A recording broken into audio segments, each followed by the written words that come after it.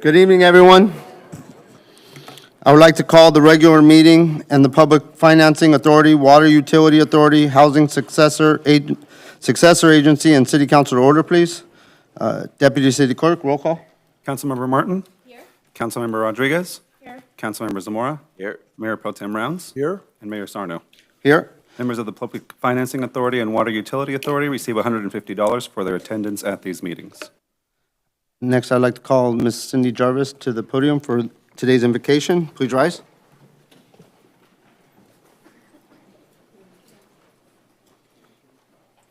Every good and perfect gift is from above, coming down from the Father of heavenly lights, who does not change like shifting shadows. James 1:17. As seasons change into summer, let us all focus on what we're grateful for. Too often, we look at the negatives and disregard all the positives around us. God's word says in the book of Matthew, "Consider the lilies of the field, how they grow. They neither toil nor spin." Ponder this. What crops can you water this summer and see flourish later? Who can you invest time in and assist through a hard time? Let's pray. Heavenly Father, we're grateful for the opportunity to help others. Show us how to work alongside those who need our guidance, mentorship, or just friendship. Point out the positives throughout so that we can be overwhelmed by the good and not the bad. Change our perspective to what you would want. Amen. Amen. Stay rising. I would like to call upon Ms. Councilwoman Martin. Please place your right hand over your heart. Ready? Begin.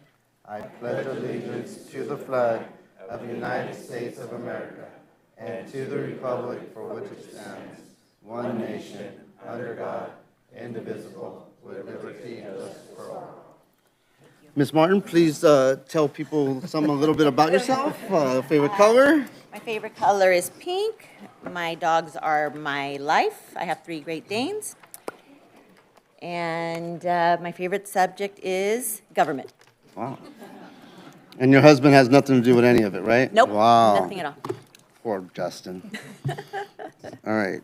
Introductions. I would like to introduce the following representatives from the Chamber of Commerce. Karen Lomas, Financial Advisor from Principal Financial. Is she here?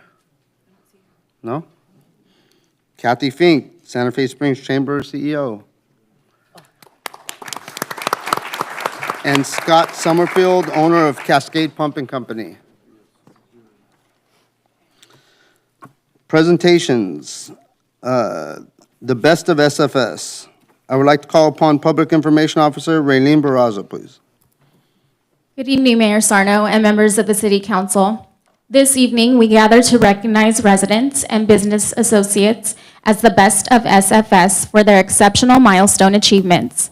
Tonight, we have 3 recipients, a business celebrating 50 years in operation, as well as a 91st and 96th birthday celebrations. Our first honoree we will be recognized this evening is Philatron Wire and Cable. They are the largest manufacturer of electrical wire and cable in Southern California. On May 1st, 2024, Philatron celebrated the extraordinary achievement of 50 years in business in the city of Santa Fe Springs. Founded in 1974 by Phil Ramos Jr., the company has been at the forefront of innovation and sustainability in the wire and cable industry for 50 years. Reflecting the company's commitment to quality, safety, innovation, and environmental stewardship, Philatron's products serve a wide range of industries, including aerospace, airports, auto heavy-duty trucking, consumer electric vehicles, entertainment, medical, military, mining, oil and gas, transportation, and utility and power. At the heart of Philatron's success is its customer-centric approach. The company takes pride in building strong, lasting relationships with its clients, understanding their unique requirements and delivering tailored solutions that exceed expectations. With a focus on collaboration and communication, Philatron strives to be more than just a supplier, but a trusted partner in driving success for its customers. At this time, I would like to invite Phil Ramos up with his Philotron team to accept the certificate of recognition and to take a photo with the council.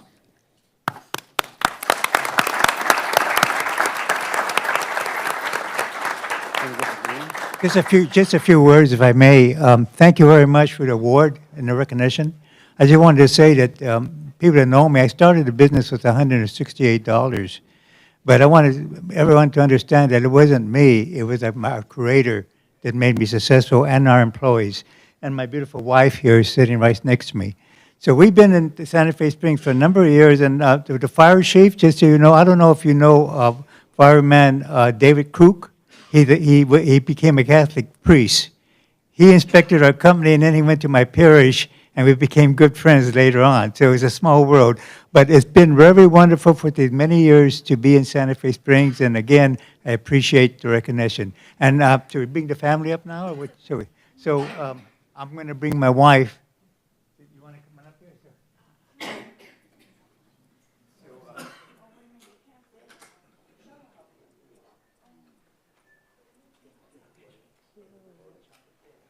You want to go down there? Yeah. You can keep her right there. We're going to come down to you.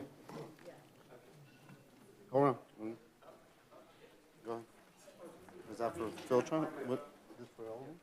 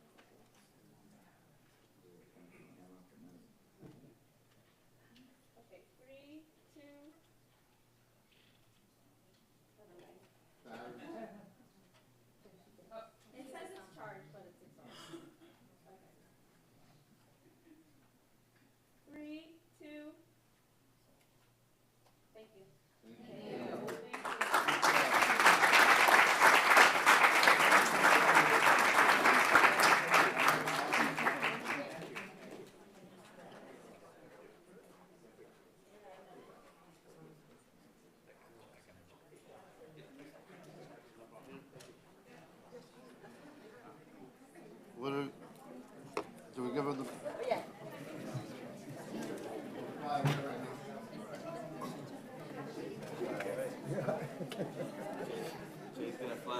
That's what I said.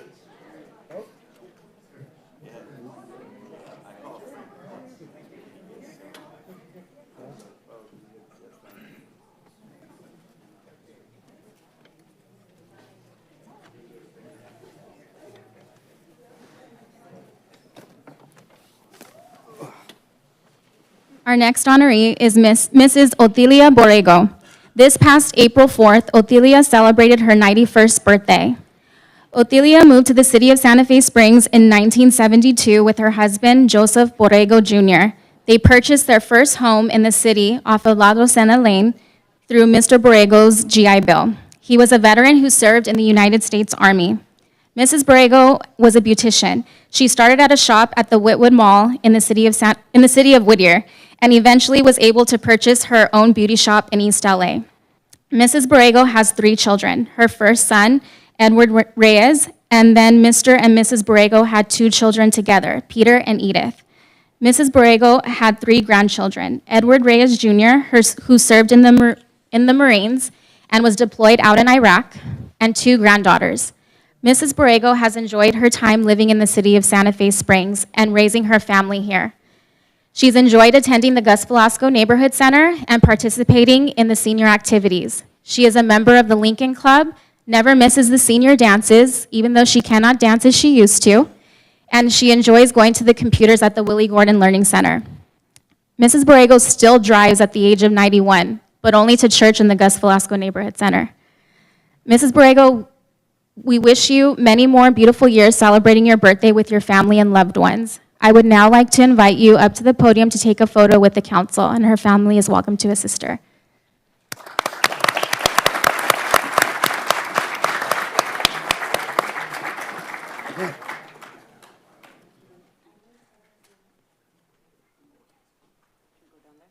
You want to go down there? We'll stay there. We'll go down there.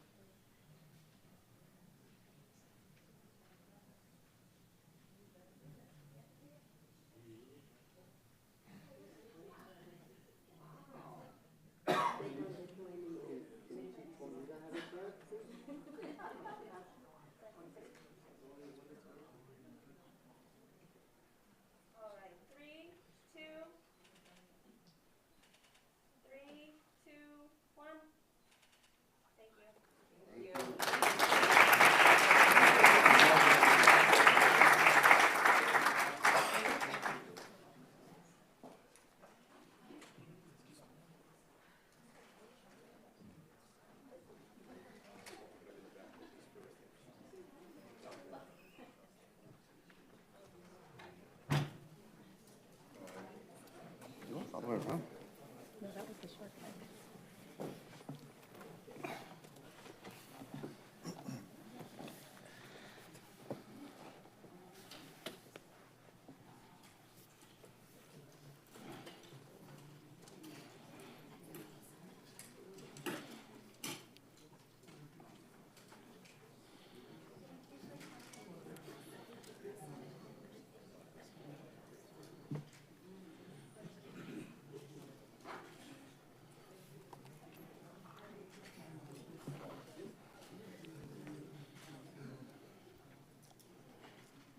Our last honoree this evening is Caroline Romero. This past May 3rd, Mrs. Romero celebrated her 96th birthday. Mrs. Romero has enjoyed her time living in the city of Santa Fe Springs for the past 75 years. She married her husband, Mike Romero, in 1946. In 1950, before the city's incorporation, Mr. and Mrs. Romero moved to the city of Santa Fe Springs and purchased their first home on Shade Lane. At that time, it cost them $8,000, and their mortgage payment was $40 a month. Wow. Good times. Could we get that back? Mr. and Mrs. Romero have 4 children, Michael, Lawrence or Larry, Linda and David. Caroline is also the proud grandmother of 7 grandchildren, 24 great-grandchildren, and has 1 great-great-grandchild. Some of Mrs. Romero's favorite memories are those with her family while living in the city of Santa Fe Springs, which include watching David and Larry play baseball at the Santa Fe Springs athletic fields. She and her family also loved going to the Los Nietos Park on the 4th of July events to enjoy the fireworks show. Mrs. Romero, we are honored you have included us in the celebration of your birthday. We wish you many more years celebrating how special you are. I would now like to invite you up to the dais to take a photo with the council. Come on up.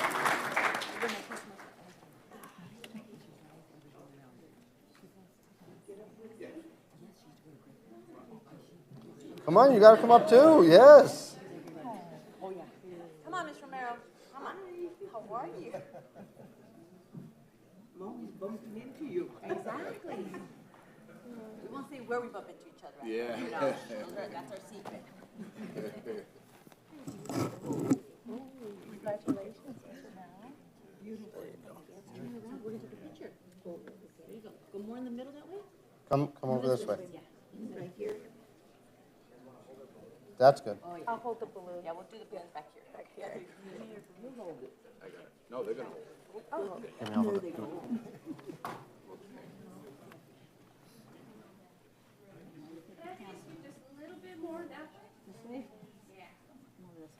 There we go. All right. 3, 2, 1. 3, 2, 1. Thank you. Thank you.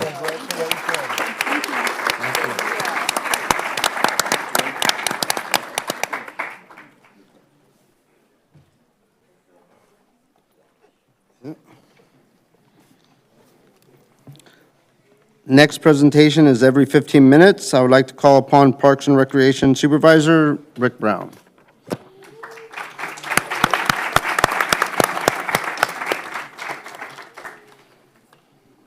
Hello, Honorable Mayor, members of the council. Another year has passed, and another presentation of the Every 15 Minutes program. It's a pleasure, once again, to be here and present on the Every 15 Minutes program. This program alternates between the two high schools in Santa Fe Springs each year. This year, the program was at Santa Fe High School on April 4th and 5th.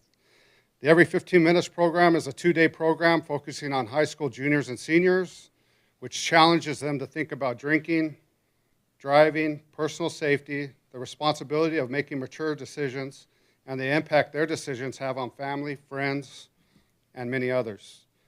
The program brings together a broad coalition of interested local agencies with the goal of reducing alcohol-related incidents among youth. The partnering of California Highway Patrol, local law enforcement, fire, emergency medical responders, schools, businesses, and service clubs validates the importance of working together to ensure a healthy community.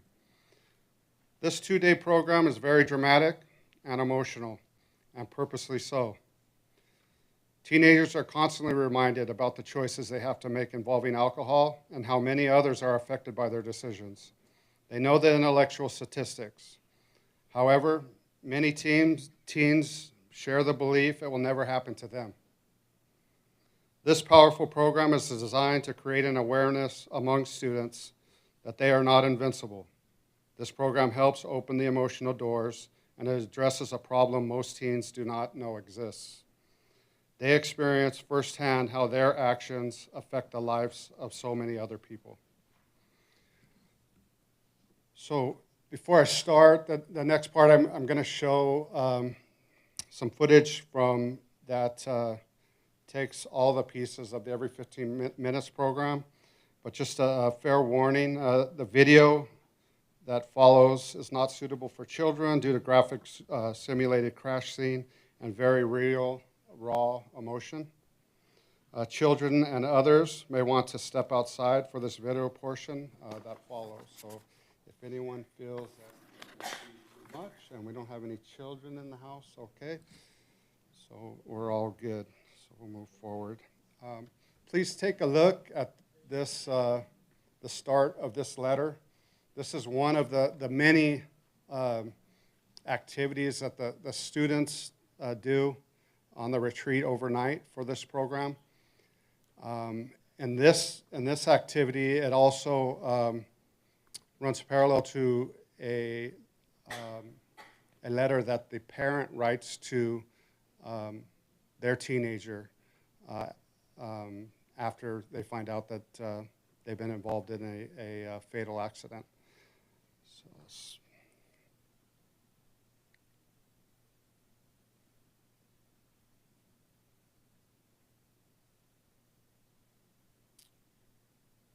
There we go.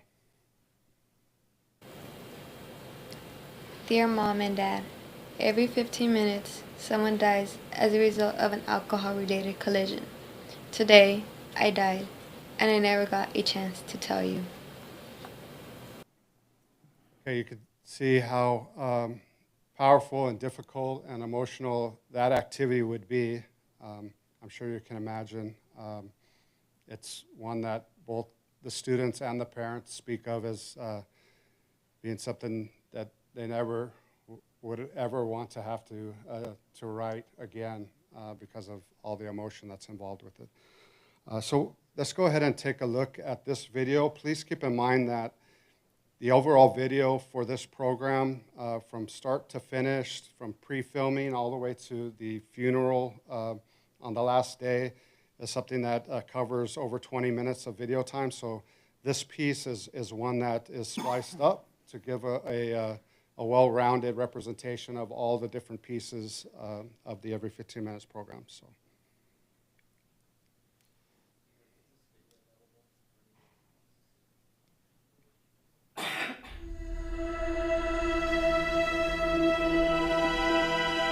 Where's my mom?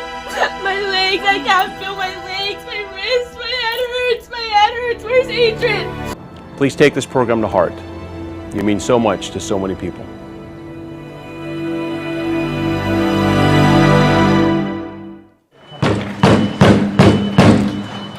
Filiberto Castro, 17 of Norwalk, died April 4th, 2024, as a result of injuries sustained in a motor vehicle accident involving a drunk driver.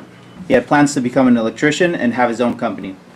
Man, I cannot wait for grad night, man. I know. I'm so excited. It's gonna be good. I'm gonna have a lot of fun. Hey, take it easy on that. We should go celebrate our success for this year for sure, though. Yeah, I'm down. Do you want to go to the beach?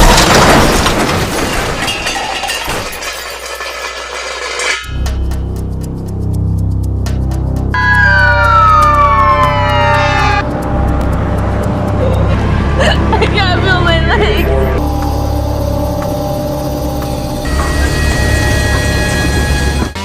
Yeah, it's gonna keep us slowly. Yeah, we got one guy on blood pressure right now. Thanks going on. Hang in there, buddy. Sharps out. All right, I'm clear. You're clear. We're all clear. Clear. Shocking. All right, keep going, guys. I'll get the next round FBO. Call time of death, 11:45.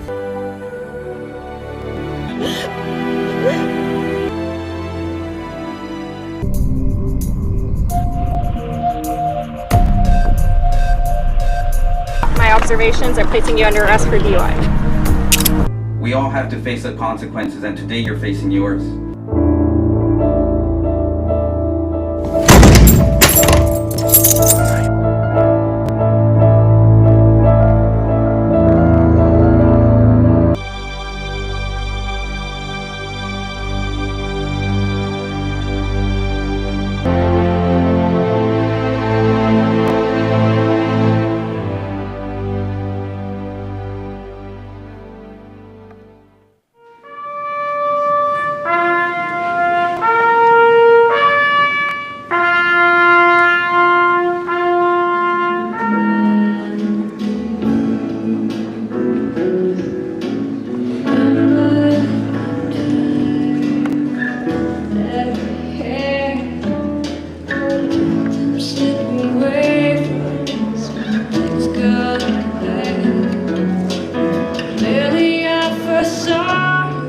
And I tell you that because it only takes one drink of alcohol, one hit of marijuana, whatever it is, it takes one to impair the brain. I would hate for you to know what it's like to be in the man's shoes that killed my family.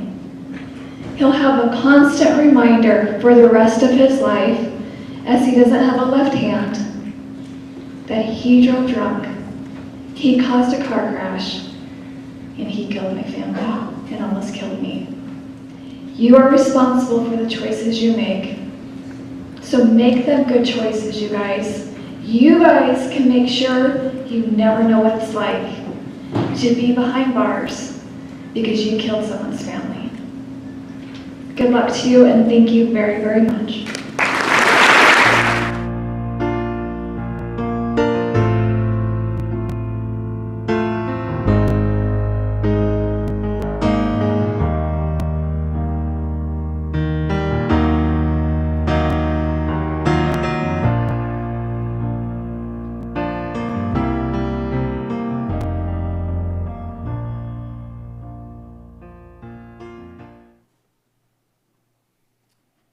this program gives an opportunity for those involved to experience something that is so powerful emotionally that you push right up to something that would be the most dreaded thing that you can imagine, and be able to step back and say, okay, it wasn't real, which isn't how life is, as we explain it to the students.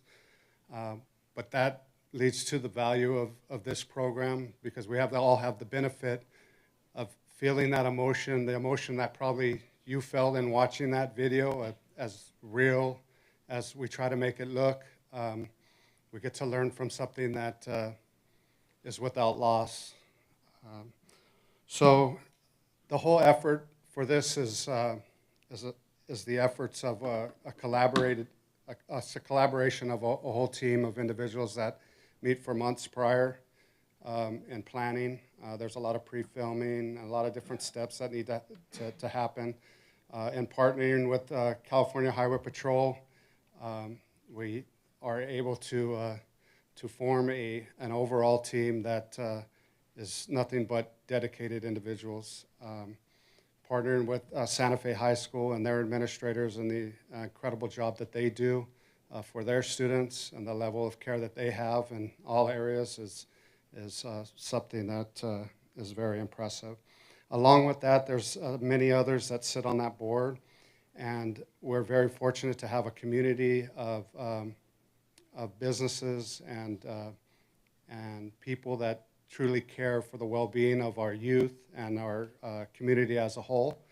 And so at this time, I would like to recognize a few of the sponsors of the program that we could not do this program without. So the first up, we'll call up each group individually, and then we'll take a picture, and then I'll call the next group. So first off, California Highway Patrol, and we have Public Information Officer Zach Salazar.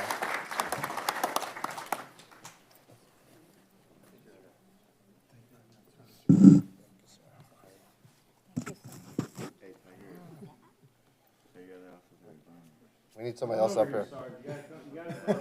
You don't have a choice, sir. Come on up. This is Sergeant Oliveira. Welcome. Thank you.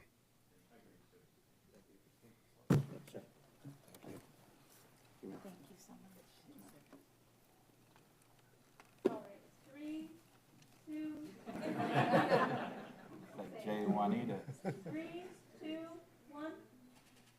Thank you. Thank you. So what about you? You're like so tall, right? I mean, yeah, I know. Thank you, gentlemen. Next up, Santa Fe High School.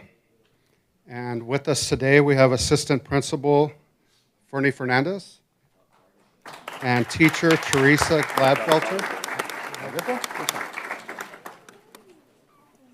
Hello, sir.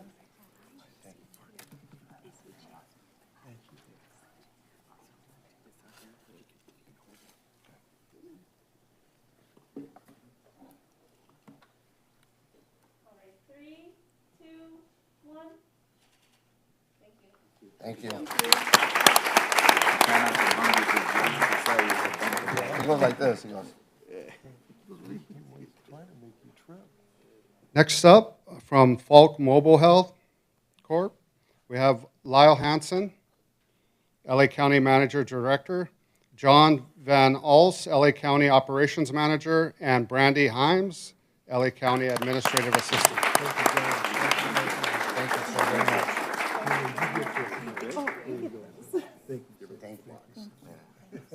Thank you very much, sir. I see. Thank you.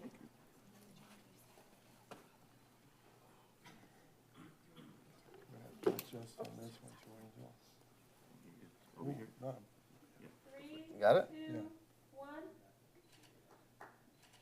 Thank you. Thank you guys again. Thank you, guys. Next up, we have Akeso Occupational Health, and we have Alexander Salas, Chief Operation Officer, and Monica Malone, Medical Assistant.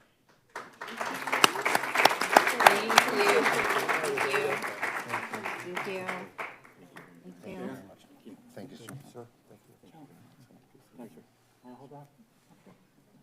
I'll drop it. Good. Got it? Ready? 3, 2, 1. Thank you. Thank you. We'll do it together. Oh. We'll blame him. Yeah. Thank you.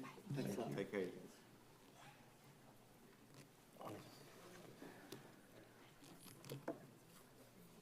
Next up, we have Guerrera and Gutierrez Mortuary, Jenny Lowers, CFO,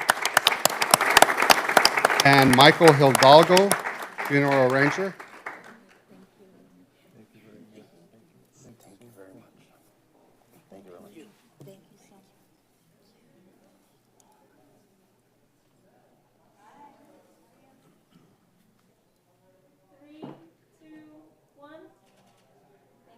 Thank you.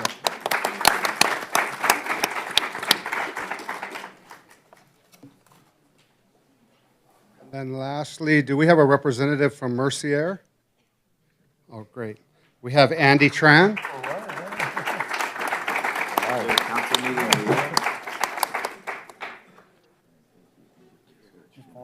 We want to know if we can get a, everybody wants to know if we can get a ride along. You can? Thank you, sir. 3, 2, 1. Thank you. Thank you very much. Here, here.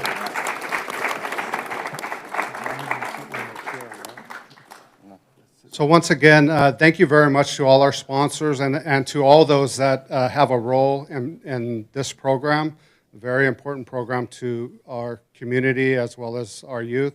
And council, thank you very much for your continued support, something that means so much to our community. Thank you very much. Thank you. Rick, I just want to say thank you for the hard work and dedication that you do to put this on. You can see this 100 times, but you still get that feeling of loneliness and the mistakes that kids make. And if we can save one kid, we do our job. So thank you and everybody that helps contribute to this, because I think it's very important as to protect our youth and make them understand the right decision. So thank you, sir. Thank you.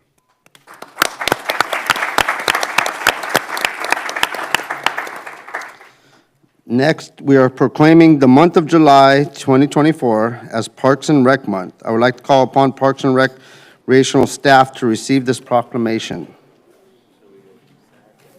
Yeah. There you go, guys. You get a month and a half of Parks and Rec. Is this the work? This is the workout crew or what?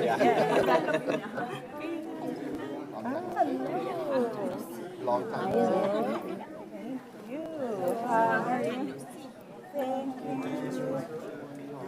Thank you, Paul. All right.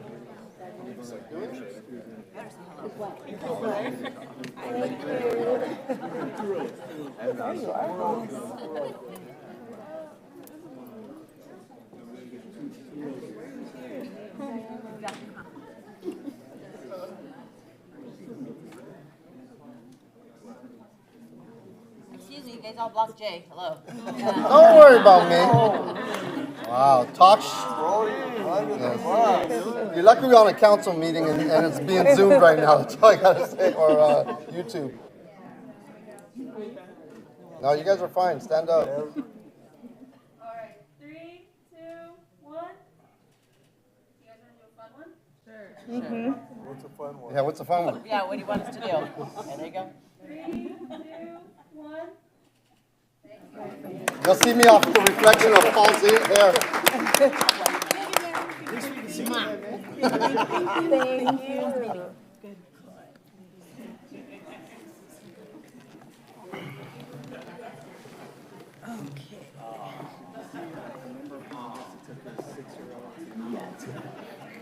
Wow.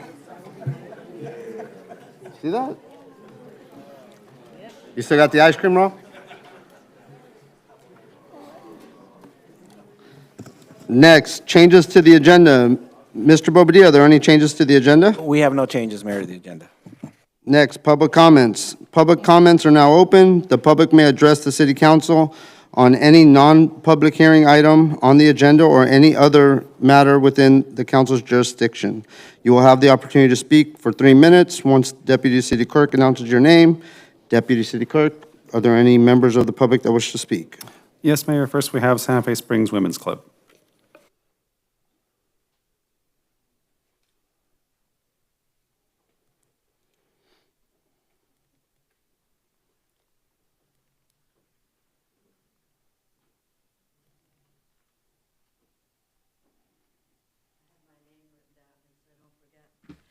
My name's Peggy Redumas. I've lived in the city about 55 years or something like that.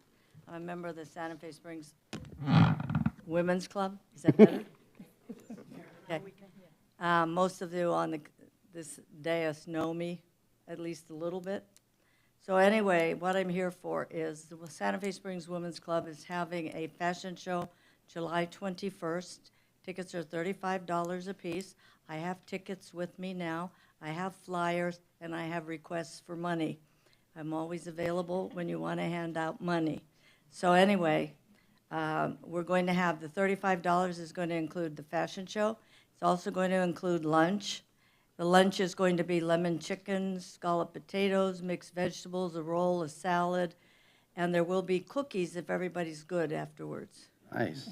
So it starts at 10:30 to 3 on the Sunday, and she has flyers also.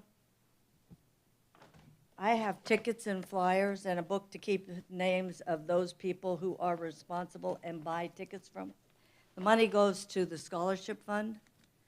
So, and we give away a lot of scholarships to students who attend the school, live in the Santa Fe Springs area, so in the city. So we've done a lot over the years with, we're over $80,000 or $90,000 at this point in time that we've given away as scholarship money, and we need money again for next year.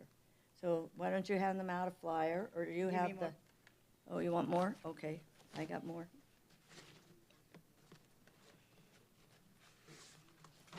I'm organized. This is just a flyer, and this is the flyer and the request for money. Okay. Okay? So let me go.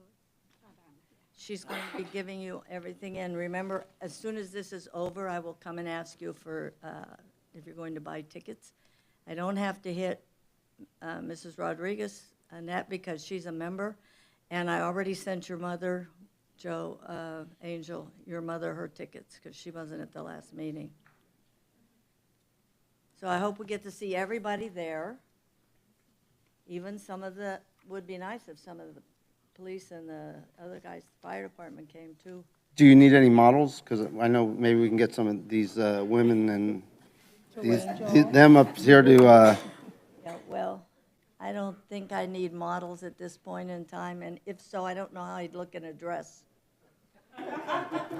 never know until you try, right? That's right, that's very true. And Chad, I need to know who is the president of the Firemen's Association. Wow. I'll get you that name. Thank you. Thank you. We only have 12 seconds, 11 seconds left, so we're good. Thank you. Mayor, that concludes our speakers. Thank you. Next, staff communications. Mr. Bobadilla, do we have any staff communication? Yes, Mayor, I'd like to call on Ed Ramirez, our Family and Human Services Manager. Thank you, Renee. Good evening, Mr. Mayor, council, members of the audience. I have one item for you. Have a slide, please. The library is hosting the next First Friday event this Friday, June 7th at 7 p.m., featuring the Side Street Strutters. This popular jazz band has been delighting audiences with their high energy since 1983. Their repertoire covers a half century of classic American jazz, including blues, New Orleans, Dixieland, swing, and popular jazz. All participants will receive refreshments, and children will receive free books. Hope to see you there. That's all I have. Thank you. Next, regular business, item number 4. I would like to call upon Mr. Bobadilla. Thank you, Mr. Mayor. We are very excited to bring to you the adoption of our 2024-25 operating budget. As you know, we conducted 3 town hall meetings on March 28th, May 2nd, and May 25th. They were all done in public, and we were able to walk through all of our budget issues and kind of walk through revenues, expenditures, and how our budget functions and works. This budget in particular is a bit different than what you've seen in the past.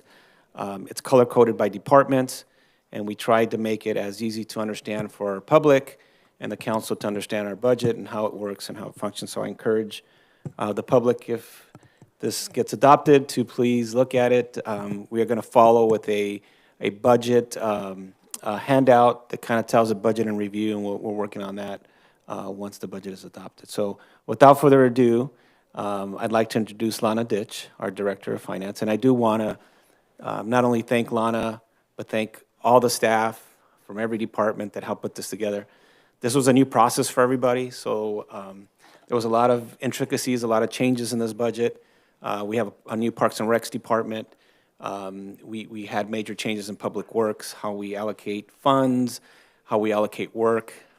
So there's a lot of behind-the-scenes work that went in this document. I want to thank every single employee that helped put this together, and I know it was a major effort. Lana, it's your first budget as a finance director, so congratulations, and the floor is yours. Thank you, sir. Good evening, mayors, mayor pro tems, and council members. I'm honored to present to you the fiscal year 24-25 budgets.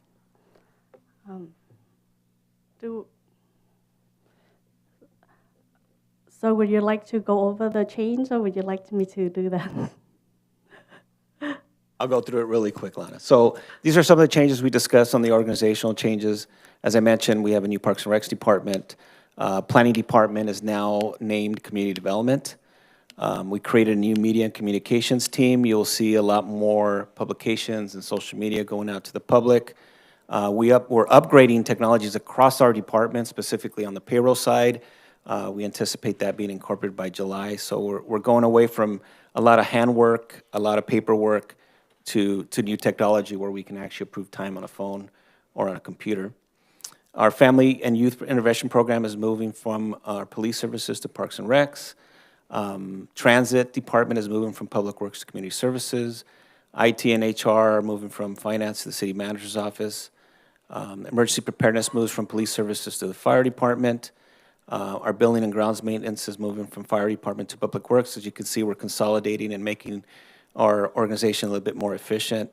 Our building and safety, which was done by the county for the last 60-plus years, is now going to be done by a consultant, TransTech. I think they just started on Monday, so that's already in the works. Facility operations are moving from police to Public Works. Waste management is moving from the city manager's office to Public Works. And some of the personnel changes, we have 17 full-time positions, 8 adjustments to full-time positions, 1 adjustment to our hourly positions. We are adding 33,545 hours to our hourly positions, which is amazing to be able to have more staff to keep our parks open, our restrooms open, and allocate more staff for future programs. We're eliminating 3 full-time positions, and we unfunded 1 position. Also in this budget, you have 4 new labor agreements that I believe were done very efficiently, very effectively with all the bargaining groups, and a class and comp study that was, which began about a year ago, that which was completed and also incorporated in this budget. Next slide. And as I mentioned, these were the budget study workshops. We did the first one in February, March. That's where we started our process internally, and then we had the 3 workshops in March, May, and then May 25th. Next slide. Right. Thank you, sir. You got it, Lana. Before we move into the fiscal year 24-25 projections, I want to bring you back to our year-end estimate.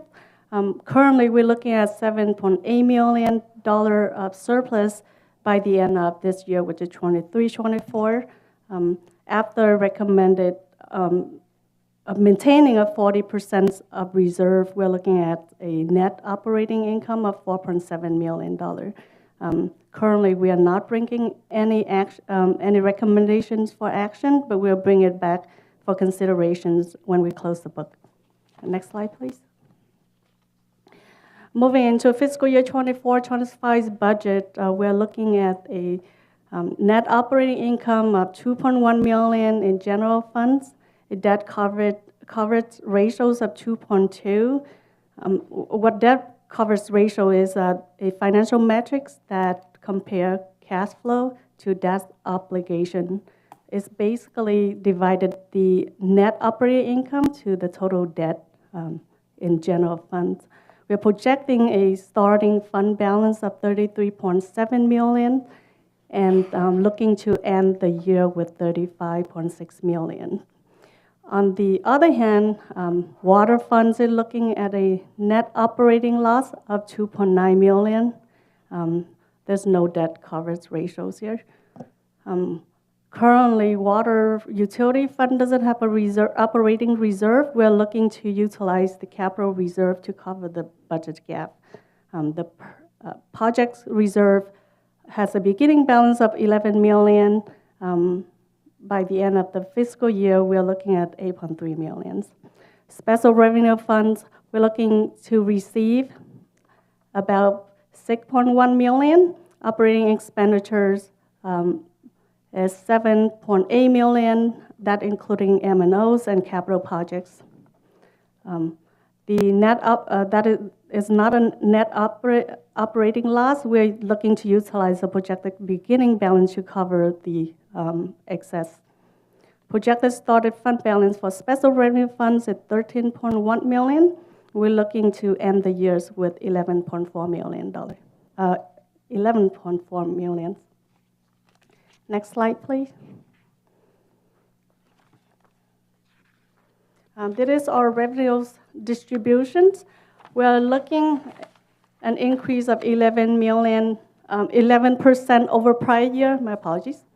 The total general fund revenues currently at $103 million, and the majority of it is from sales tax and transactional and use tax, accounted for 56% of the total revenue.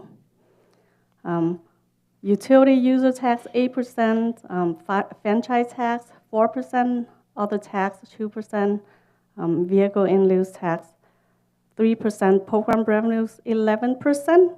We're looking at an increase of 3.8% over prior year for sales tax and 12.6% increase for Measure Y. We're also anticipating an increase in utility user tax, franchise tax, and other revenues as well.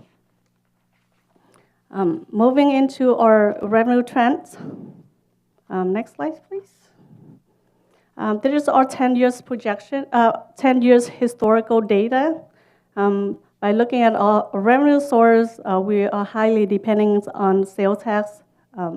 As such, our revenues are highly volatile. With the exception of property tax is about 5% of total revenues. However, it provides a very stable revenue source, between 2 to 3% increase annually.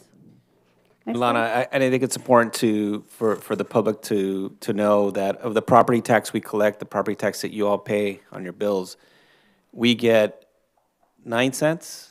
7 cents on the dollar. So of the total that you pay, 7 pennies comes to the city of Santa Fe Springs, 93 cents goes to everywhere else throughout the county. So we get very little of the property tax pie. Thank you, sir. Moving into next slide. So general fund expenditures, we are projecting a little bit over $100 million of total expenditures. Safety accounted for 47%, public work 20%, community service and recreations about 15%, community development 3%, city manager's office 9%, and finance 7%. That is a 10% increase over prior years. The additional funding was to provide funding for new programs and expansions of programs. funding for technology upgrade, class and comm study. It also includes natural labor cost increase, such as healthcare costs. We are projecting 12 to 15% increase in premiums. Police contract increased by 15% over prior year. That is equivalent to 2.5 million. I want to point that out that this is the first year that we are paying indirect costs. Pensions costs increased by approximately 13%. That is equivalent to 1.8 million.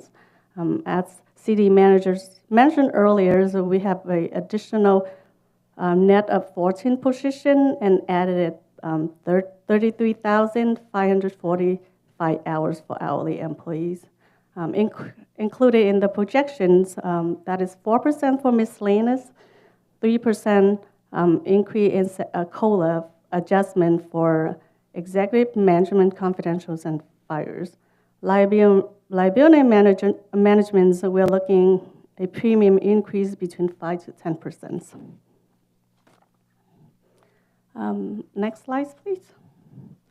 This is our 4-year comparison of our global workforce. I mentioned earlier there's additional 17 positions, eliminated 3, but also unfunded 1 positions.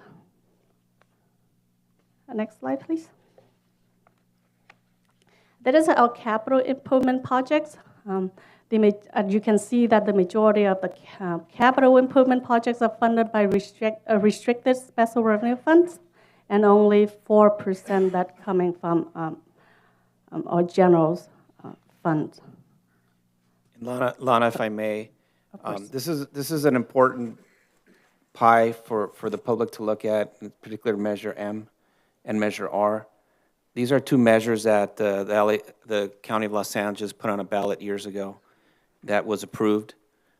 Together, these 2 measures make up 1% of the sales tax. So the community of Santa Fe Springs contributes $18 million towards the county for these 2 funds. The city of Santa Fe Springs, in return, gets $600,000.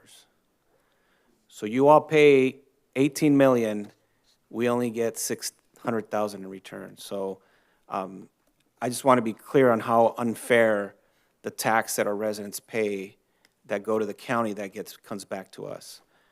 There's another piece of this pie, and that's the Measure H pie. I know it's not shown on here, but that's a pie for homelessness. Also, our community contributes $4.5 million in tax to the county, and we get absolutely 0. So I think this is important to understand when there's ballot measures out there that we're voting for it, that we're also understanding that we want to make sure that the city of Santa Fe Springs gets its fair share, because these are dollars that we would be using for paving roads or helping our homeless population that we just don't have, we don't get. So we have to fund it with other means and look for other ways to keep our roads paved throughout our city. Thank you, sir. Next slide, please. This is our general funds reserve. We no longer call it buckets. It's cost cylinders from now on. Oil cylinders, bigger. Currently, we have $25.8 million in our CalPERS trust fund liability management.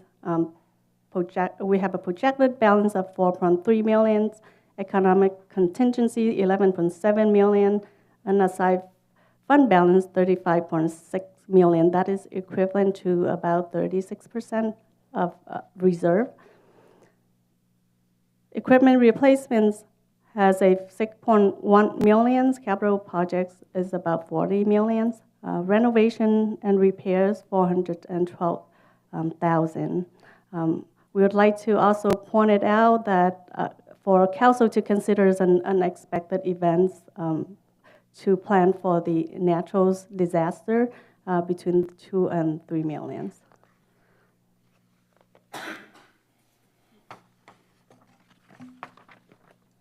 Yeah, good. Besides unexpected events, I know that we had talked about this in the past about looking for certain specialized groups, especially when it comes to them working in Sacramento. I know we don't use the one that we had, and just making sure that we have money set aside, so if there's any information purposes that we have to do, that we can use that money, knowing that because they continue to, in Sacramento, they continue to try to take our money away. So if they ever take our sales tax away, I don't think we're going to be able to function at all as a city. So we have to look for other avenues, and of course look for other cities that are about our size, and so we can specialize in different things. So we put money aside to, whether it be consultants, task force. We don't pay them now, but we look for those things to help us, especially right now what's happening in Sacramento. These elections are going to be coming up, and they're still going to be looking to take our money away. Councilmember, that's a great point, and our budget has consultant services embedded into our budget to ensure that we have funds available for emergencies or consultant services for those needs as they arise throughout the year. The next slide, please. This is our 5-year projections. There's a lot of assumptions that go into the projections. I want to point it out that we included a moderate increase of revenues between 3 to 5%. The expenditure assumptions include increase in labor costs, inflation-driven increase, maintenance and operating increase. We also included 3-year labor agreements, PERS unfunded liability costs, and normal cost contribution to PERS. And on top of that, we also included the staff increase, health insurance, CPIs increase, retirees, medicals increase, and other benefits that included in the various associations MOU. So we are looking to have a funding cover up to fiscal year 2028. After that, we consider other funding source. Otherwise, we'll bring back a deficit moving forward. Next slide. This is our special revenue funds. We have about 15 various funding from federal, state, and local governments. We have a starting fund balance of $13.1 million. We are looking, I mentioned earlier, we are looking to receive about $6.1 million and provides M&O expenditure covers of $3.4 million and the other $4.5 million for capital projects. We're looking the ending fund balance of $13.4 million. Next slide. That is another of our challenge moving forward is our growing pensions cost. It is increasing at about more than $1 million per year and top out at $16.7 million by 2030. If nothing changed, that's 7 years later. I want to point it out that our current unfunded liabilities balance is about $155 million. Next slide. This is our water funds. We are anticipated to close out the current fiscal year, which is 23-24, with a $836,000 deficit by the end of the years. And moving forward, without a rate increase, we are looking to bring the fiscal year of 24-25 back with a deficit of $2.9 million. Next slide. So there is our current capital project reserve for water fund. Mentioned earlier is that our capital projects has $11 million. We're currently utilizing $11 million. We're currently utilizing to cover our deficit. With the current rate, with our rate increase, we're looking to burn out all the cash by the next 3 to 4 years. Our finance advisors has commented that we, at a minimum for operating reserve, we should have 180 days of operating costs. That is equivalent to $9 million that we don't have, and a rate stabilization funds of 5%. It's about $900,000 that we do not currently have.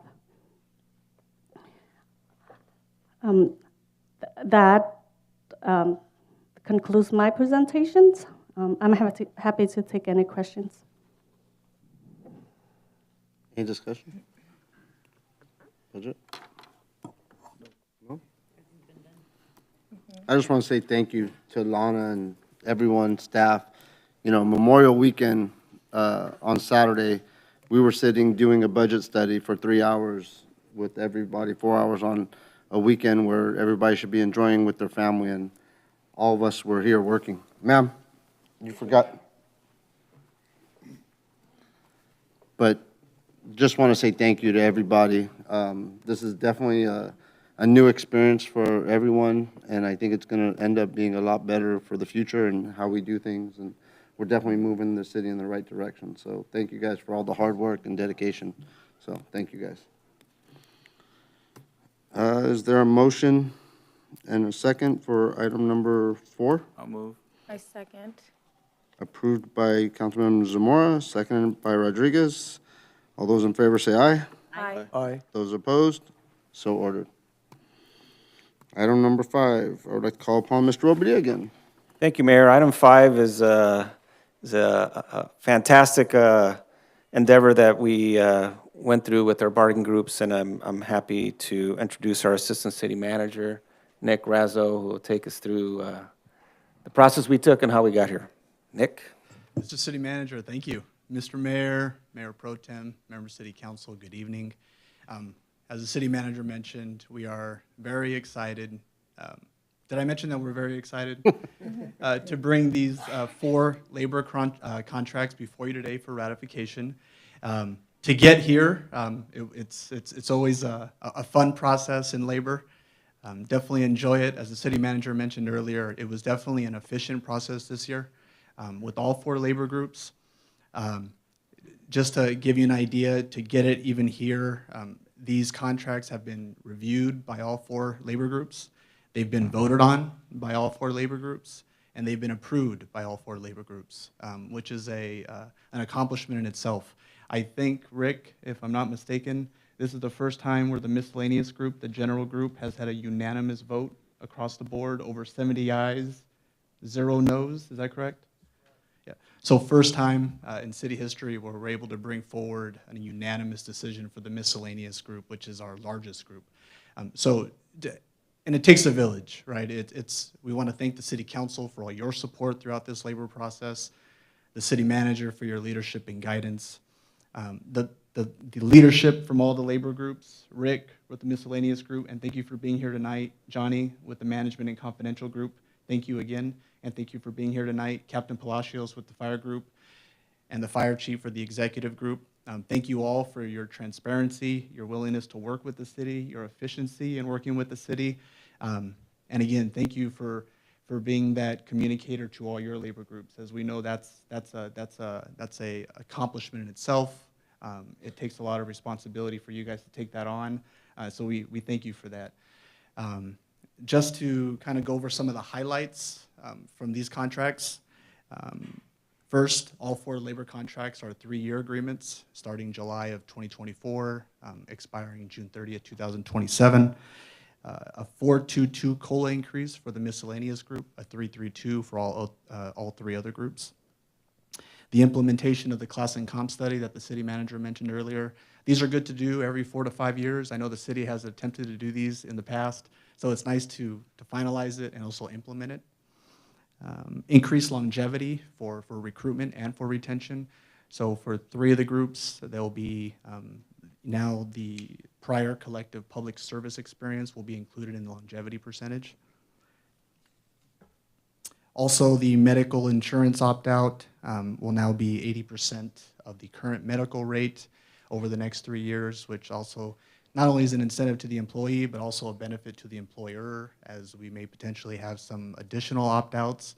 And now the city will be able to save on that 20% delta for those that we're currently paying 100% for. And also the addition of bilingual pay. We will be extending it and mirroring the civil code, which extends it to not only Spanish, but Chinese, Tagalog, Vietnamese, and Korean. Just to highlight a couple of the benefits that were specific to fire, we've adjusted the paramedic in rank from 250 to 425, which was something that was important to the fire group, and the city agreed. Also, the adjustment of the current EMS program coordinator compensation from 200 to 300. Sorry, there's a fly up here. And also the establishing of the urban search and rescue program coordinator stipend, and also establishing of the hazardous material program coordinator stipend. For the executives, the addition of a technology stipend, and also an auto allowance that already is currently in place, but now we're just memorializing it. Also severance pay, also Scripps comprehensive medical exam, and the increase of life insurance. For the management and confidential group, also with the plans and the benefits that were already mentioned, but also the increase of life insurance from $50,000 to $75,000. So that's just some of the highlights from the MOUs that are before you today. Some of the items that we also have before you is these are now comprehensive MOUs. I know in the past there was a habit by the city to bring side letters, which were only new benefits. What you have before you today is actually comprehensive MOUs for all 4 labor groups, which is the first time the city's done this. So any benefit that was agreed to in the past, that's a current benefit, it is now in front of you in an MOU today. So everything that's being voted on is brought forward. And that is, again, for 1,000% transparency. It's not just new benefits, it's all current benefits as well. The other thing, too, is with those side letters from the past, we've included those and embedded those in the MOUs, and we've worked with the labor groups on this to ensure that all language is clear. My favorite part of this process is the structure of it. So we've been able to kind of fix some of the structured language and some of the language that was low-hanging fruit for us that we can clarify. It's not only good for the employer as us as administration, but it's also good for the employee to be able to pick up an MOU, read it on the website, and understand what it means. These are not, no offense, Ivy, not to be legal terms. These are meant to be understood by all employees, right? So this way, an applicant, a new employee can pick up an MOU and understand it. And we've also committed to the labor groups that even after following ratification, these are things that we've committed to coming back to the labor groups to ensure that if there's other language that the groups would like to have more clarified, we could work with them on that. So we've committed to them. The council will not just see this again 3 years from now. You'll see it again, hopefully maybe quarterly or even a few months from now at a mid-year where we can just, again, fix language, not monetary stuff, but just clarify language. These are living documents. These aren't meant to be put away and have dust settle on them. We definitely want to ensure that we clarify language as much as we can for the benefit of the employee. And with that, I wanted to also thank our HR team in the back here, Debbie, Cindy, Juan, for being here tonight. They're behind the scenes today. They were still behind the scenes working on, if ratified, what's next, right? Implementation when the real work begins. But thank you for being here tonight. And these documents here before us, were because of you guys. So thank you very much for being here.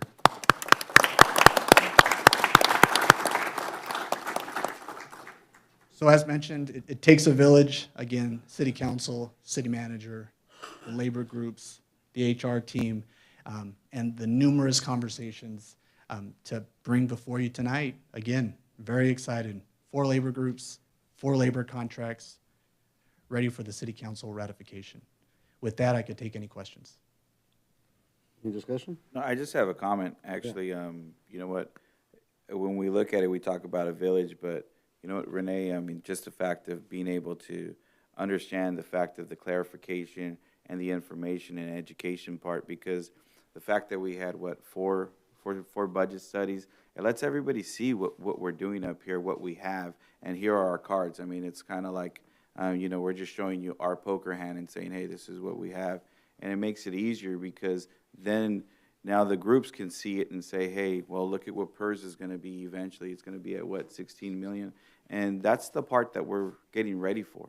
I mean, because eventually people can look at, hey, well, I'm thinking about the now, we're thinking about your future. We want to make sure you're set or your family's set, you know, because we don't know what's going to happen in this government or in the future governments. And we're not just saying here in Santa Fe Springs, we're just talking in the nation as well. So the fact of having all these budget studies with Lana and everybody else, you know, being involved, it just makes it easier. And I'm glad that we're showing that transparency, because I know for a while we've been trying to do these things, and we're trying to do study sessions after study sessions, and we were never able to do it. So, I mean, just kudos to the council, kudos to Renee and your staff here at the city manager's office. So thank you guys. Thank you. Mayor, I'd like to make a comment also. Usually comments are made at the end, but then some of the people would have already left. And I want to start off by thanking Renee and Nick for this, the task it started off on and you completed it. But most of all, I want to thank the 4 labor groups. I've been on the council for quite a while now. I've never seen us do this the beginning of June. And I mean, it's just, it's a credit to everybody working together as a team. And for me, and I'm sure I speak for the rest of the council, we all appreciate it. And we're able to show our gratitude for what you do for our city and our residents. So thank you to all of you. Mayor, if I may, I just thank you for the comments, and obviously thank you to the council, but Councilmember Zamora and Councilmember Rounds. I just want to let you know, in those meetings, it really transpired how much our employees love Santa Fe Springs and how much they really care about what they do and care to listen and care to be part of how they can be part of making Santa Fe Springs a great place to live, work, and play. And that really came across in all our meetings when we were talking to the bargaining groups. They really care about people, about their jobs, and they were open-minded about what our future challenges are. And that's something, as Councilmember Zamora said, we showed them our cards, and we wanted them to know right off the bat, here's what we're dealing with, here's our challenges, and here's what we can and can't do, but here's how we can work together to make sure we're addressing our future challenges. And every single group was on board with helping make Santa Fe Springs better. And that's just a testament to the city council and to our employees that we have working for us. So to all our employees, thank you for deeply caring about where you work and your community. And, you know, I know we're going to work really hard to ensure that as a team we're working together to improve things and make our city that much better. So thank you.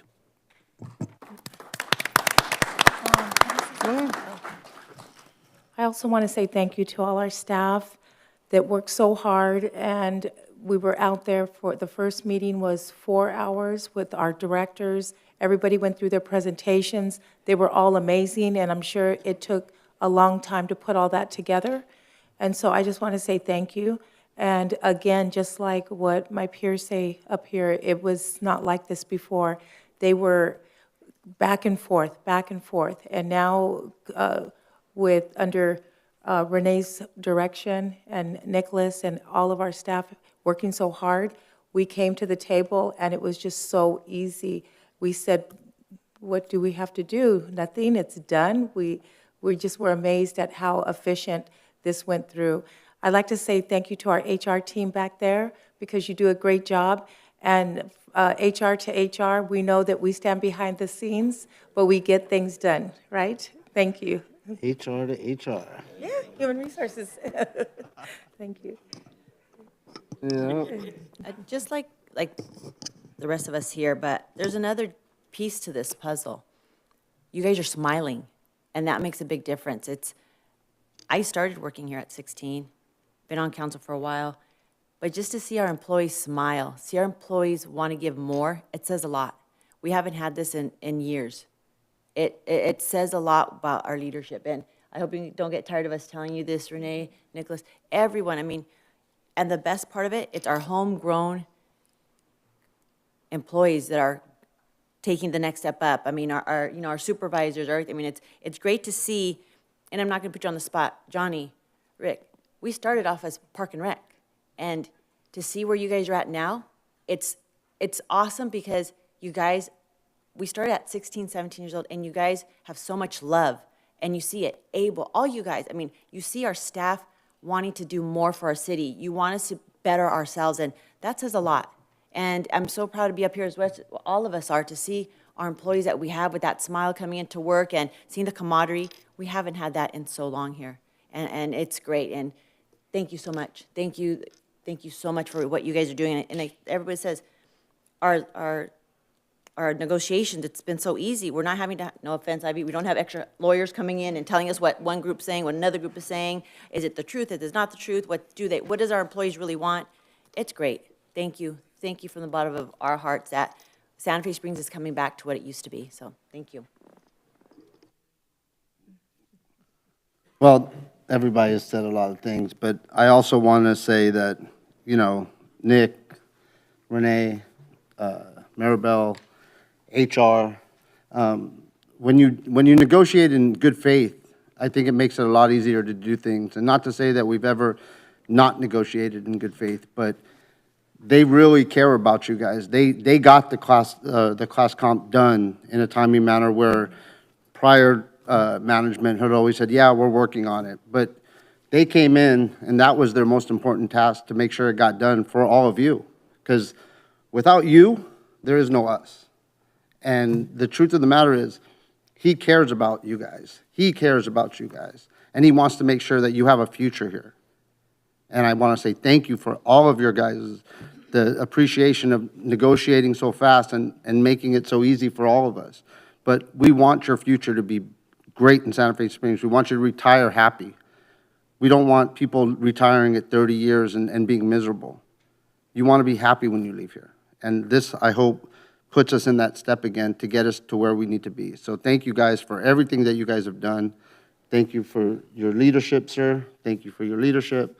And let's get on with the next 3 years and let's move us forward. So thank you guys for everything. Is there a motion? I'll move, Mayor. Well, could I finish? No, Wow. I wasn't even going to let you Move, do that. moved by Mr. Brown, second by Martin. All those in favor, say aye. Aye. Those opposed? So ordered. Congratulations, guys. City Council appointments to personnel and boards. Are there any candidates that council would like to consider for an appointment to the Personnel Advisory Board? Personnel person. Mr. Mayor, this is item 5A, and it's, this board is required for a personnel matter, and we're asking the council to appoint a person to sit on this five-person committee. So on this, I think the fifth person, they were looking for either a community member or somebody. I would propose that Captain Reese would be that person, to be kind of a neutral, out of the mind. I don't know if I'm putting them on the spot here, but, you know. He can say no. You can say no. Say no, sir, if you don't want to do it. But it's up to you. It's up to us. Do we have any person that would be? I think that's You a great guys- choice. I'll move on Jay's motion. Take it. Hurry up, guys. Hurry before he says no. Yeah, hurry. I'll second. Captain Reese, thank you for volunteering. Voluntold. Hey, no, voluntold. Oh, voluntold. Is there a motion? You guys did it? Yeah, me Who and did? I would Second. Motion by Martin, seconded by Demora. All those in favor say aye. Aye. Those opposed? So ordered. Congratulations, Captain. Public Financing Authority, Water Utility Authority, Housing Successor Agency, and City Council consent agenda. We have a total of 19 consent items, numbers 6 through 24. I would like to pull number 18, so it would be 6 through 17 minus 18 to 24. Item number 17, the Second Amendment to the employment agreement with the city manager. Among other changes, it provided a base salary of $305, a monthly car allowance for $650, and the cost of living salary adjustments and benefits consistent with Executive Management Association. Is there a motion and approval for consent item calendar 6 through 24, except 18? I'll move. I'll second. Moved by Rodriguez, second by Rounds. City Attorney, please read the title of ordinance 1140 and 1141. Thank you, Mr. Mayor and Council and members of the audience. Ordinance number 1140 is an ordinance of the City Council of the City of Santa Fe Springs, amending Section 38.21 of Chapter 38 of Title III Administration of the Santa Fe Springs Municipal Code relating to the drawing of warrants. And ordinance number 1141 is an ordinance of the City of Santa Fe Springs amending Section 30.03 of Chapter 30 of Title III Administration of the Santa Fe Springs Municipal Code relating to council compensation. All those in favor say aye. Aye. Those opposed? So ordered. Mr. Bobadilla, can you elaborate a little bit on number 18, please? Yes, Mr. Mayor. 18 is something new to the council, and this is an authorization to issue a blanket purchase order authorization for fiscal year 24-25, and I'd like to have Micah come up and give the council presentation of what that means and how this is going to work.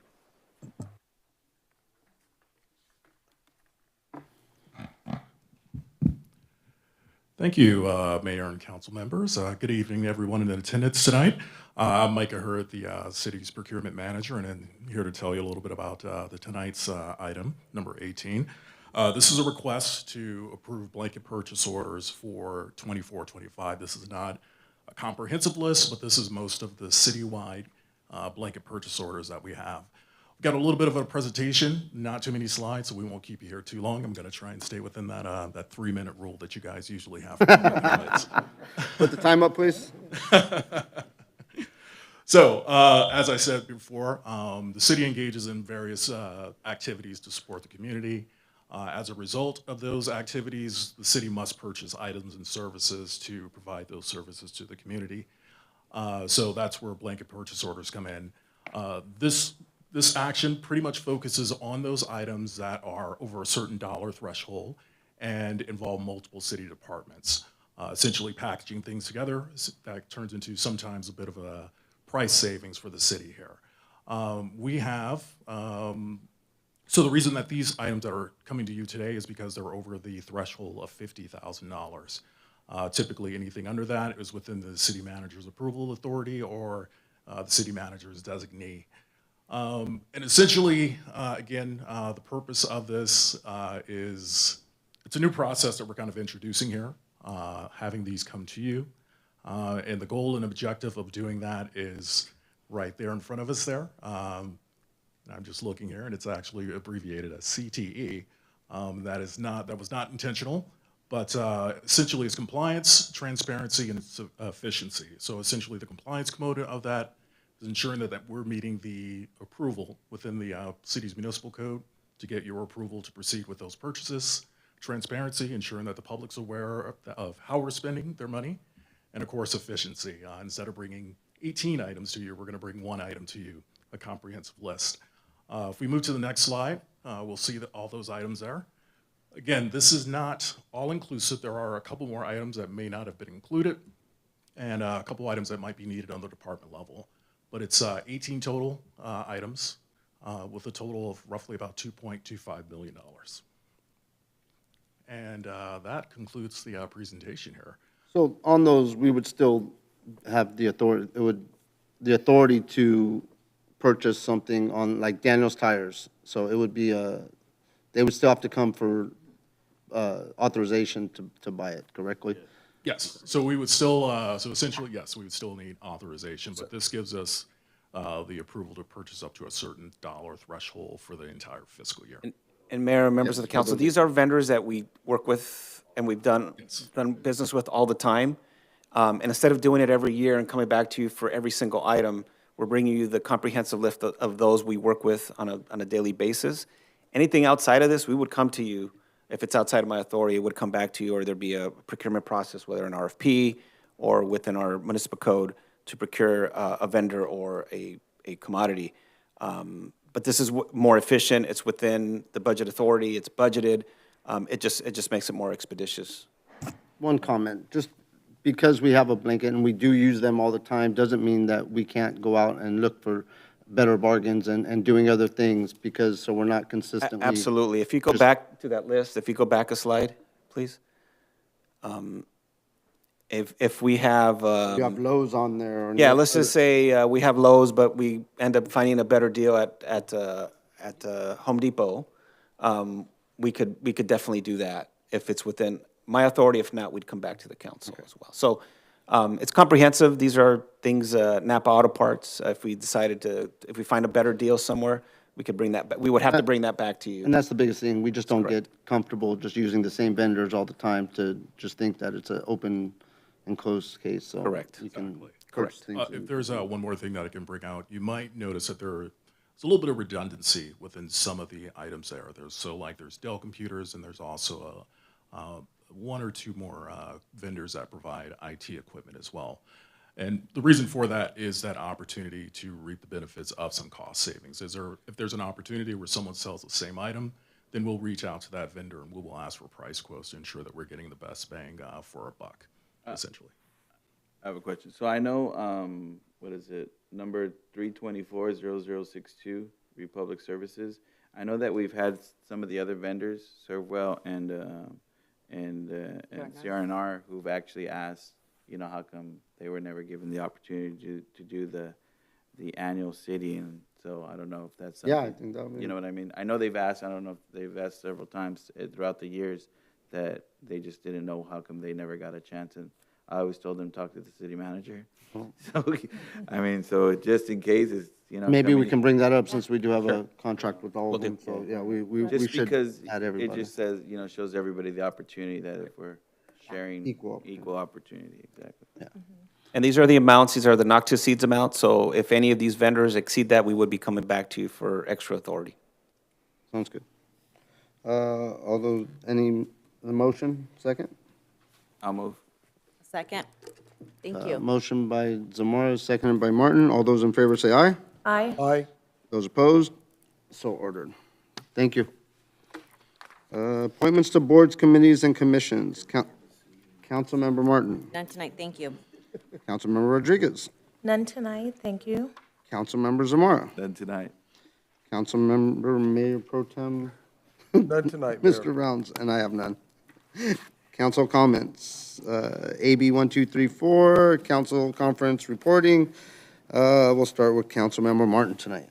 I feel like we accomplished so much. And like we said earlier, just thank you. Thank you again, staff. Thank you for our budget, everyone that put into it. Thank you so much. I see us moving ahead. Rick, every 15 minutes, I mean, every time, doesn't matter how many years, it still gets you. And I know Jay was laughing at me because I was crying, but he said, Alyssa did it 12 years ago, and it still hits. I mean, everything comes back to you like it just happened, and that's the best program I think our city has. So thank you for doing what you're doing with everybody involved. The in-service we went to with Park and Rec, it was great. It was just back to, like I said, it's so many things are coming back to how it used to be. It's Disney theme. It was awesome. It was cool. And the way the organization is changing and putting things differently, I know the numbers look really off on some, but it's great. It's the way everything's divided and everything's, I just see our programs expanding and going forward, and it's good. It's changing is good here today. So thank you. That's it. Councilmember Rodriguez. Sure. Good evening, everyone. I also want to say to Rick that every 15 minutes, I've been going over there for years watching that, and it's an amazing program. It's very good for the kids. I hope that we can promise to our community that we're always going to keep that going because it's really needed. And just to let everyone know, during COVID, Rick and all of our staff that make this happen, they still did it during COVID. It's just we had to move things around, but we had every 15 minutes in 2020. So thank you, Rick, and thank you for everybody that put that together. And also, I wanted to announce that our women's club, we had 15 students that got scholarships, and the amount of scholarships were $1,500 each and $22,500. And I just want to thank all of our women's club that made this happen. They worked very hard all year long so that we can give back. I wanted to thank our council, Councilmember Zamora, Mayor Sarno, and all of our council that supports us and gives us funding and helps us so that we can make sure that we give these kids their scholarships so that they can go on to college, and it helps. because obviously we can't pay for the whole thing, but it's something, and even 1,000 helps. And I think what a great opportunity it was last week to go to Santa Fe High School and see all the parents and teachers and everybody that got scholarships. Bill and Joe Angel, Councilmember Rounds, Councilmember Zamora, thank you for being there. We had a great time and talking to the students. We actually saw the former Miss Santa Fe Springs. She took a picture with me and Joe Angel. Did you post that yet? No, I don't. Okay, I think I'll post it. She's so sweet. Yes, it was very nice. And I just want to thank everybody that handled the budget. I know it was a lot, Lana and your staff. We can't thank you enough. We appreciate everybody. You're very valued, and it's very important that we get all this done, and it's very structured. So I'm just excited to see what the future has in store for all of us. And Parks and Rec, thank you so much for Pee Wee Soccer. I was out there, and actually, we saw Gus out there with his little white dog. What type of dog is that? A golden doodle was so precious, but he has a little brown on his ear. Yes, and Gus was out there. I know he was exercising with his dog. Good, good. Keep it up. It's great. So we're moving forward, and we're just so happy. We're excited because we want to see where this takes us. But we're positive. We're happy, and like Councilmember Martin said, we have a lot of smiling faces right there looking at us. So we're going to keep it going. We care so much about you, and we just want to make sure that our community is moving in the right direction. So thank you. Have a nice evening. Councilmember Zamora? Gus, I guess we're going to start some soccer program for dogs too now, if you want. And I'm pretty sure you guys would love that. I think people would probably get a good kick out of that. So just to let you guys know, when we talk about certain things on our budget, and I know Renee brought up about our homeless, when we talk about the money that's not brought to us. But there is hopefully hope on the horizon when it comes to homeless, that this ballot, it's weird because we want you guys to vote for it. Because if you guys vote for it, then we get a 3/4 cents opportunity to get that tax. So before anybody gets the opportunity, then we can go after that money. And if you look at 3/4, that's about $12 million for the city. Instead of AQMD, hopefully they don't get upset because I know some of the people there, but some of these other organizations will go after that money. So the more we communicate, the more effective our communication is to explain, and of course using different, not only different dialects to make sure that we get the message across for everyone to understand. And it just helps us out because either way, we're already paying that amount, right, for the homeless. So it just says, hey, if we're still going to pay it, why not get it back? Figure out ways of how to be, just being smarter with our money and saying, hey, let's go after it before somebody else goes after it. And so, of course, that ballot measure is going to come out. So, supporting it is actually a good thing, because in the and after that, we're going to do our part to look to get that money for ourselves as a city. So the other thing too, I noticed in the budget, there was different things that we were finding out. I know for many years when we talked about subsidizing, at one point we were subsidizing water, we were subsidizing the daycare, and people don't realize that we're not in the business of subsidizing. Because how can we give back to our community, or how can we give back to you guys if we're subsidizing it? And we found out in a certain department we were subsidizing about $1.4 million, right? And I think the fact of, kudos to you guys at finding that. And hopefully I would love to see some kind of report that shows, the last 5-7 years, telling us how much have we subsidized, because if it's something that we can't maintain, then we want those people to make sure they have positions, since we have open positions before everyone else, gets them. And it's not too late to say, hey, now people are worried that, how come I didn't get this position, or why didn't you guys look at this sooner? So I'm hoping that we could have some kind of study session, just talking about that, and then it just lets us know where were we at. I know that in the past, I heard from Travis, he always said the numbers never made sense, you know, but it's like, the numbers never made sense, then, you know, why didn't something happen? So, you know, I mean, but that's in the past, of course, and now we're looking at the future. So other than that, you know, I just want to thank all of you guys for coming out. You know, the Memorial Day, I've never seen it like that before. I know that, I don't know if, I don't want to throw them under the bus, but the last time we had our Memorial Day, Senator Bob Archuleta wasn't too happy that we had it on Veterans Day, and then so he wasn't too happy that Veterans Day, Memorial Day wasn't on the actual day.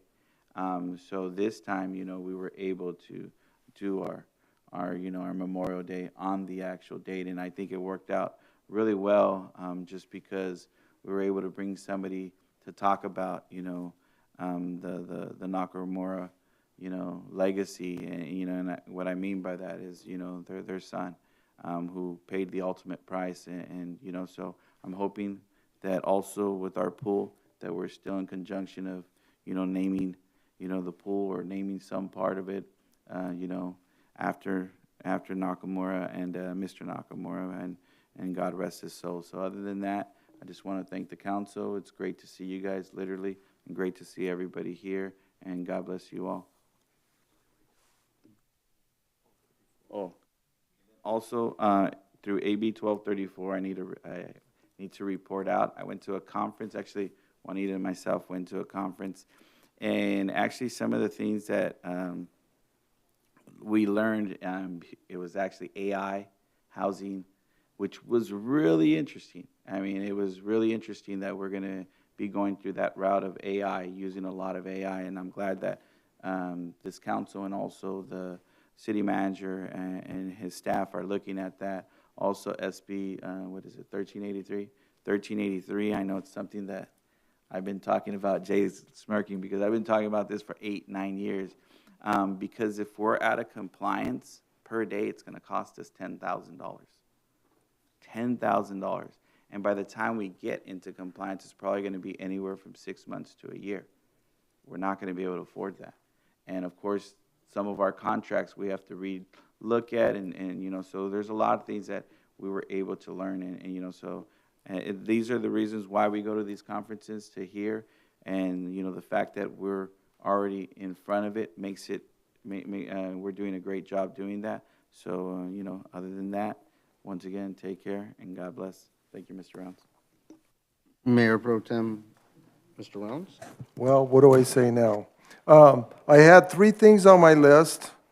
I've already thanked, I thanked the... They're all crossed off. They're all crossed off because they've already been discussed. The employees associations, thank you again. You know, we have a very healthy budget going forward for the next 3 years, and it's just a good time. It's positive. It's all positive. Like been said about the employees, there's smiles on their faces. I love that. I can't even read what I crossed off. But Memorial Day, I did want to mention that it was very touching that day to go out there. And, you know, we haven't had one in a while, I was a little leery about who was going to show up. And I parked over here. I walked in the town center and I went, oh my God, nobody's here. Well, little did I know, everybody was in the town center having breakfast. And it was filled to capacity. And, you know, it was just a well-planned event. Thank you, Gus, for that. I really appreciate that. Everyone did a great job. And it was, as Joe Angel had mentioned, about one of our own giving the ultimate sacrifice while serving in the military, Paul Nakamura. So it was a great day. I know that the gentleman that spoke was actually worked with Paul and was there the whole day that it all went down. So again, you know, summer's almost here, and just enjoy yourself. And nobody said it yet, but from one dad to any dad out in the audience, have a good Father's Day. Thank you. Thank you, Bill. First, you know, Memorial Day, that was an exceptional day. That was an awesome event. Gus, thank you for your leadership, and that's part of the new direction of Parks and Rec of what Gus is going to entitle and taking on more responsibility as a director. So we appreciate everything that you've done so far, but it's just really a bright future for us because growing up here is what we all endured as kids, going to the parks and meeting rec staff and having fun and, you know, the impression that they've left on myself, Juanita, Bill, Joey, and John. I know you didn't grow up, I'm sorry. But it's what Santa Fe Springs is really about and what impression that they left on us and hopefully we leave on these kids today. So thank you, Gus, for a great event. The Nakamuras, you know, you can see that we love you guys from the bottom of our heart, and we are here with you for the remaining times of, as long as we're up here, we will support you and make sure that everything we can do to keep your son's name above and make sure everybody understands the life that he's given up for us to be here today. And I thank you guys for that, because you have endured the biggest sacrifice, losing your loved one, but he's given us life. So I thank you from the bottom of our heart. Thank you very much for everything. Again, just a great meeting. Congratulations to all of the employees. I think the future is going to be great. Thank you to Renee, Nick, everybody that had their hand in everything we've done so far. I'm going to, I did want to say congratulations to the Women's Club, you know, giving out $22,500. Isabel was on the committee. That's what I said. Congratulations to the Women's Club for doing that for these young kids. And I think it's an awesome thing that you guys have done for the last couple of years and really stepped up. So thank you guys for that. Mr. Mayor, before you adjourn, if I can just remind the community that we will be dark the next two meetings, and we'll be back July 16th. So we will be dark the second meeting in June and the first meeting in the month of July, and we'll be back July 16th. Yeah, call Renee. Yes. Call Renee. Summer's here. I'd like to adjourn the meeting in memory of Antonio Banderas, father of our Director and Family Human Services, Marisela Banderas. May he rest in peace. Meeting is adjourned.